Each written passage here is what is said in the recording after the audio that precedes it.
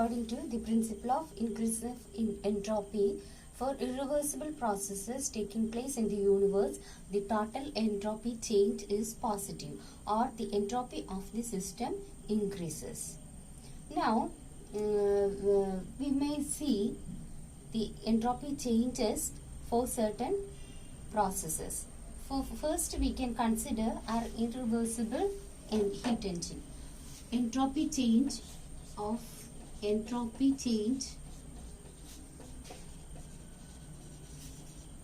in the case of an irreversible heat engine.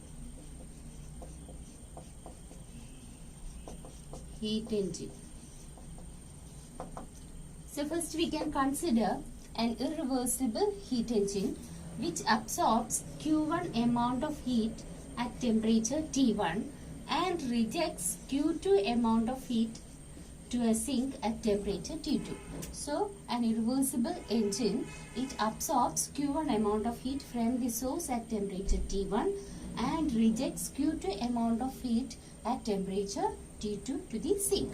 Now its efficiency eta can be written as eta I, efficiency of the irreversible engine, or efficiency of the practical engine, is equal to 1 minus Q2 by Q1.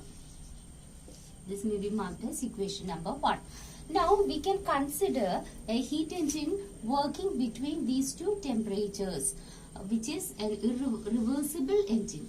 So the efficiency of this reversible engine eta R will be equal to 1 minus Q2 by Q1, and again this may be written as 1 minus T2 by T1. Since this is a reversible engine, we can write this as in the case of Carnot engine, we can write this as equal to 1 minus T2 by T1. So this is now we can compare these two expressions, or we know that the efficiency of the reversible engine is the greater one. No engine can have an efficiency greater than a reversible heat engine working between the same two temperatures. So eta R will be definitely greater than eta I. That means 1 minus T2 by T1 is greater than 1 minus Q2 by Q1. So from this we get that Q2 by Q1 is greater than T2 by T1, because 1 minus T2 by T1 is greater than 1 minus Q2 by Q1. So T2 by T1 is less than Q2 by Q1, or Q2 by Q1 is greater than T2 by T1, or we may write Q2 by T2 is greater than Q1 by T1.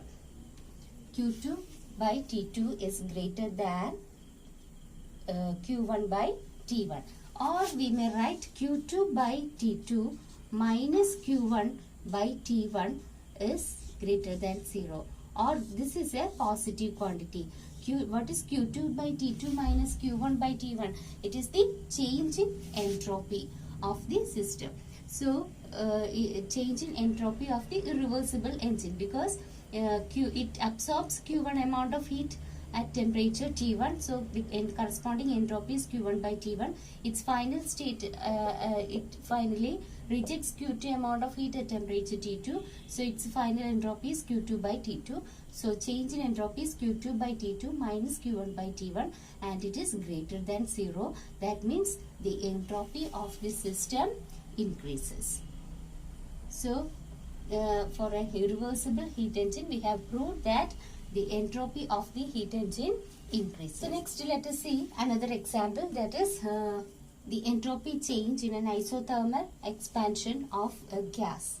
So for that we can consider one mole of a perfect gas which is expanded, or which undergoes expansion under constant temperature T. Let its initial volume be V1 and its final volume be V2, and this expansion takes place at a constant temperature T. Now when during the process we may assume that if it absorbs dq amount of heat to change the volume dV, then the change in entropy. So during the expansion, isothermal expansion, let the volume changes by an amount dV by absorbing an amount of heat dQ. Then the change in entropy ds can be written as equal to dQ by T, because the expansion is taking place at temperature T. So ds is equal to dQ by T. Now from the first law of thermodynamics we may write dQ is equal to du plus dW, where du is the change in internal energy. Now since the process is taking place at constant temperature or isothermal process, du is equal to 0. For an isothermal process, du is equal to 0. So dQ is equal to dW, and dW can be written as P into dV. So dQ is equal to 0 plus P into dV. So we can substitute this in equation 1 so that ds is equal to P into dV by T.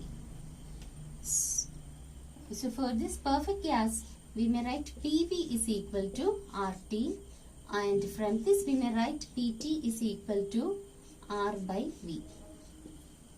So ds again becomes equal to R by V into dV.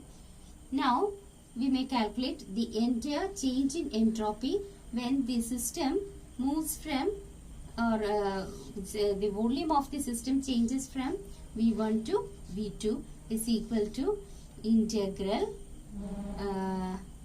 ds, or we may write this as its system changes from A to B. Initial state A having a volume V1, final volume V2, B, initial final position B having a volume V2. So S will be equal to ds, or we may write this as equal to SB minus SA is equal to A integral A to B ds, and this will be equal to integral R by V into dV, and the limits will be V1 to V2. So R is a constant, so R into integral V1 to V2 dV by V, and this is equal to R log V between limits V1, V2 and V1. So R log V2 by V1. R log V2 minus log V1, or we may write this as equal to R log V2 by V1. So this is the entropy change when the sudden expansion or isothermal expansion of a gas takes place. So we know that R is a constant, and during expansion it is definitely V2 will be greater than V1. Because when it expands, volume is increasing. So this log V2 by V1 is again a positive quantity. R is a positive quantity. So this entire quantity is positive. That means the change in entropy SB minus SA. So when a gas is expanding, then also the change in entropy is positive. So next we can consider the case of spontaneous conduction by cooling, that is a hot body in contact with a cold reservoir. So we can assume TH is the temperature of the hot body, and it is in contact with reservoir, cold reservoir at a temperature TC. So when these two are in contact with each other, heat will flow from the hot body to the cold reservoir spontaneously, and there will be change in the entropy of the body and also the entropy of the reservoir. So let us calculate what is the entropy change of the body. Delta S of body will be equal to integral its temperature. As you know, when two bodies of two different temperatures are in contact, heat will flow from the hot body to the cold body until both have the same temperature. So the integration will be from TH to TC into dQ by this process is taking place at a temperature TC. So it is equal to dQ by TC.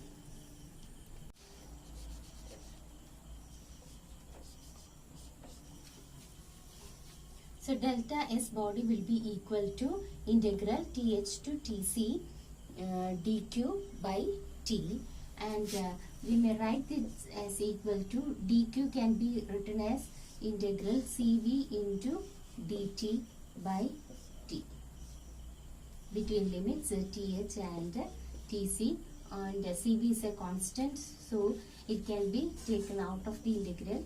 So Cv into dt by T, or this is equal to Cv log T between limits Th and Tc. So this will be equal to Cv log Tc by Th. This may be marked as equation number 1. So delta S body is equal to Cv log Tc by Th. Now let us calculate the heat gained by the reservoir. The heat gained by the reservoir, delta Q will be equal to Cv into dt, and therefore entropy change of the reservoir, delta Sr will be equal to Cv into dt divided by T. And here the heat is absorbed at temperature Tc, so Cv into dt by Tc, and we know that this dt will be equal to change in temperature. Dt will be equal to Th minus Tc.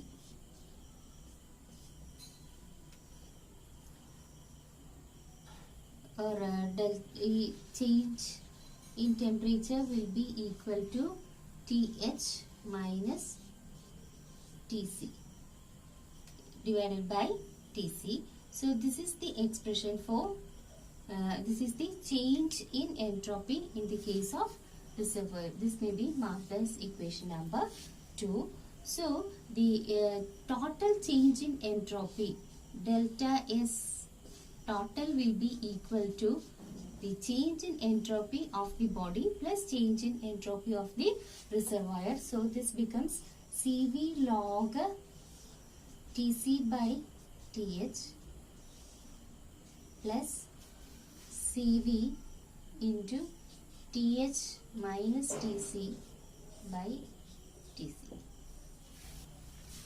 So delta S total is equal to Cv log Tc by Th plus Cv into Th minus Tc by Tc, or this may be written as, I am writing this term first, so this becomes Cv into Th minus Tc by Tc, and I am writing this as minus Cv log Th by Tc.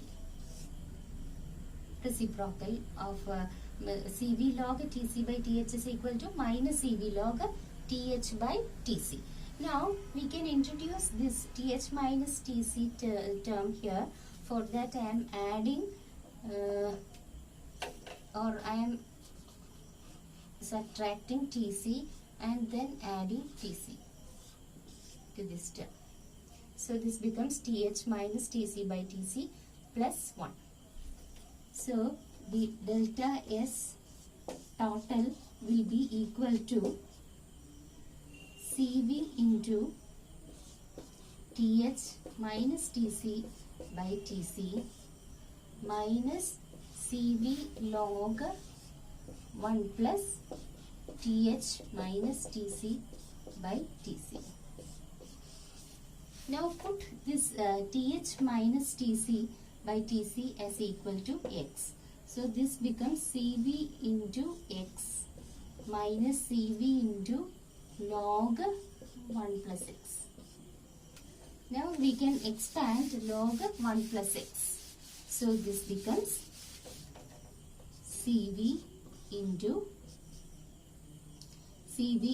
x minus Cv into log 1 plus x is equal to x minus x square by 2 plus x cube by 3 plus minus etc. So this becomes equal to Cvx minus Cvx plus Cv x square by 2 minus Cv x cube by 3 plus etc. etc. So minus CVX and plus CVX cancels. So this becomes CV into CV by 2 into x square. What is x? X is equal to TH minus TC by TC the whole square minus CV by 3 into TH minus TC by TC the whole cube plus etc. etc. So this is the total change in entropy during spontaneous conduction by cooling. So we can see that this term is always positive. CV is positive, TH minus TC by TC the whole square. If it is negative, then this can be negative because TH is greater than TC. Then its square is here. Then cube into minus of this much cube of this one plus next term comes as TH minus TC by TC all raised to 4 etc. etc. So this term is positive. That means the change in entropy is again a positive quantity.